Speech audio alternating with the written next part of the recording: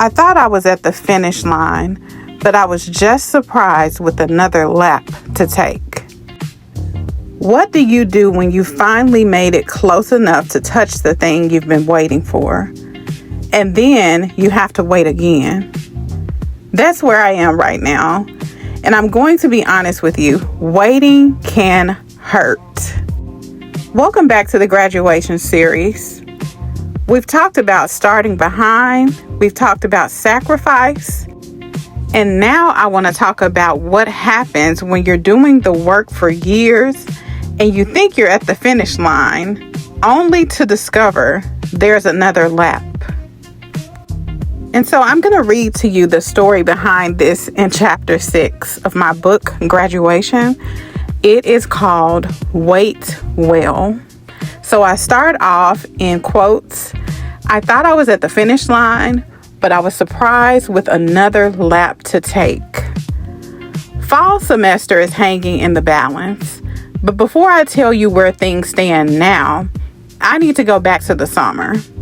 The summer semester started much of the same way the fall semester was beginning to look.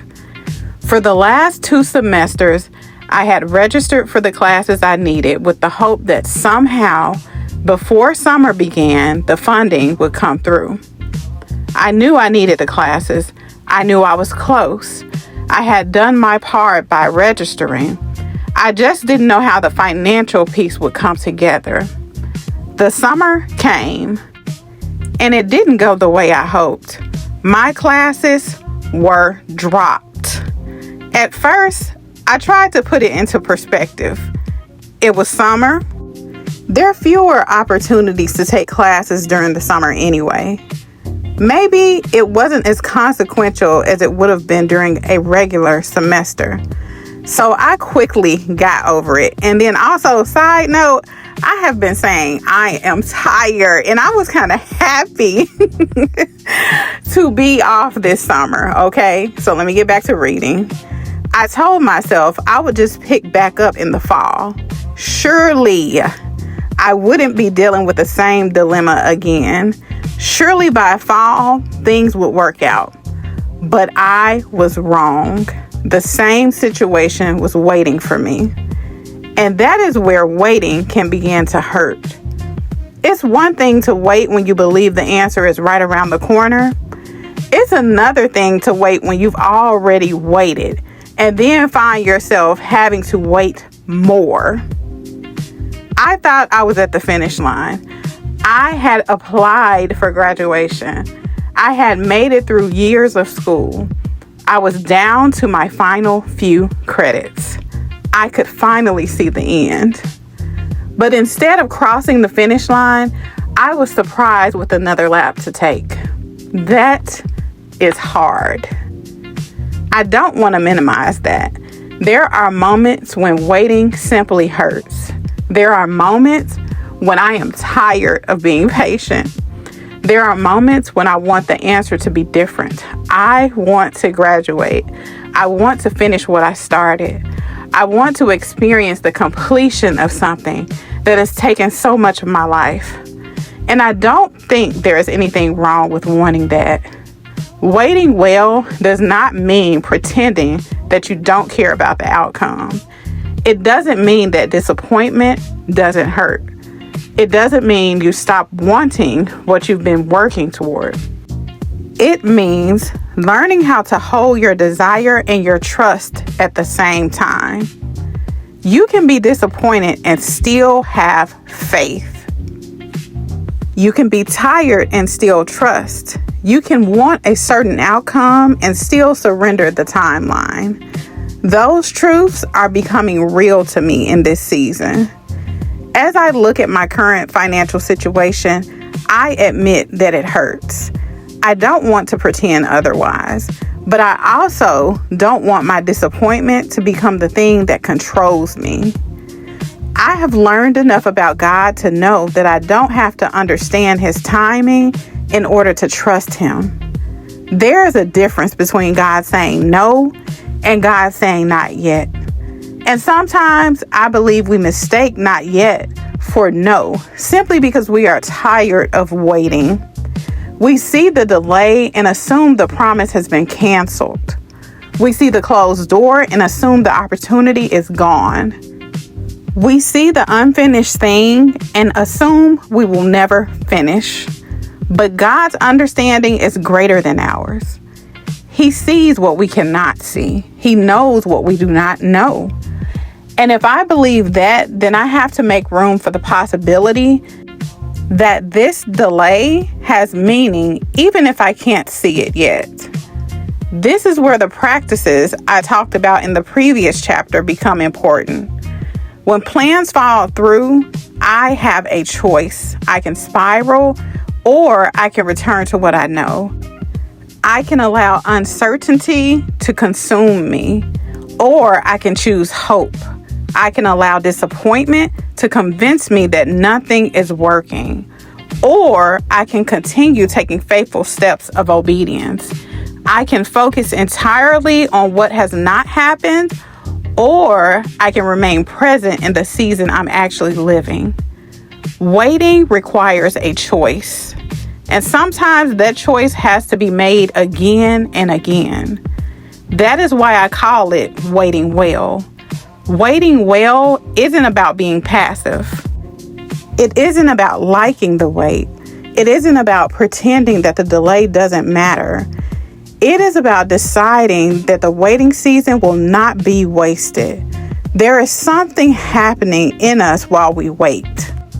Sometimes we don't recognize it because we're so focused on what we're waiting for. But God can use the waiting. He can develop patience. He can deepen trust. He can expose the places where we have placed too much of our identity in an outcome. He can teach us to remain faithful when we don't have immediate evidence that our faithfulness is producing what we want. And maybe that is part of what this season is doing in me. Maybe the question isn't only, when will I graduate? Maybe the question is also, who am I becoming while I wait?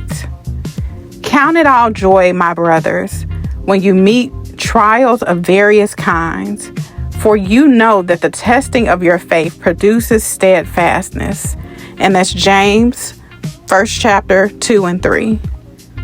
James reminds us that there can be purpose in the testing of our faith. That doesn't mean the trial is enjoyable.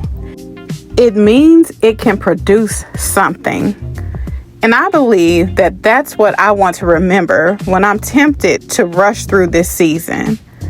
I may not understand why I'm still waiting, but I can trust that waiting does not mean nothing is happening. So here I am, another lap, another delay, another opportunity to trust God with a timeline that I cannot control. I don't know exactly when the door will open, but I know I don't have to force it open. I can wait. I can hope. I can remain obedient. And I can trust that God's understanding is greater than mine.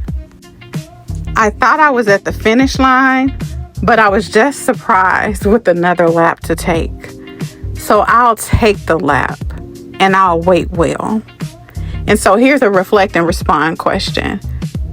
What might God be developing in you during the season you're currently tempted to rush through? What would it look like to believe that your waiting season can still have purpose, even if you don't yet understand why you're waiting? And so that was chapter 6. The hardest part about waiting isn't always the waiting itself. Sometimes it's what we thought was supposed to happen by now. I thought I would have graduated. I thought this chapter would already be closed. I thought I'd be celebrating instead of waiting. And yet, here I am, again. But I've learned something. You can be disappointed and still have faith. You can be tired and still trust. You can want a particular outcome and still surrender the timeline. Those things can exist together. Right now, I'm looking at circumstances that don't make sense to me, but I know something that does. God sees what I cannot see.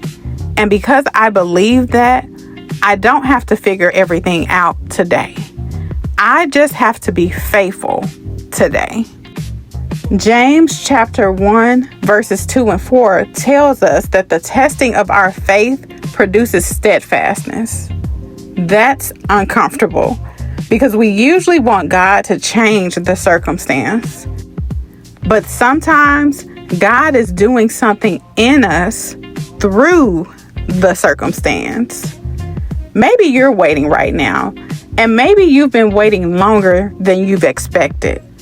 I want you to know that waiting well doesn't mean pretending you're not disappointed. It doesn't mean you don't care. It doesn't mean you stop pursuing your goal. It means you refuse to let uncertainty convince you that God has abandoned you. So today, I'm choosing hope. I'm choosing obedience. I'm choosing not to spiral. And I'm choosing to wait well. And so I have a question for you.